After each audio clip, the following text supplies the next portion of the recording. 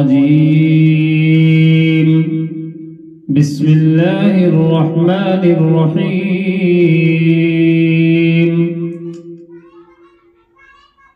تبارك الذي جعل في السماء بروجا وجعل فيها سراجا وقمرا منيرا، وهو الذي جعل الليل والنهار خلفة لمن أراد أن يذكر أو أراد شكورا.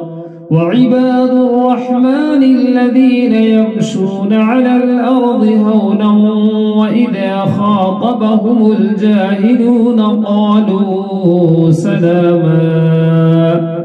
والذين يبيتون لربهم سجدا وقياما، والذين يقولون ربنا اصرف عنا عذاب جهنم إن عذابها كان غراما إنها ساءت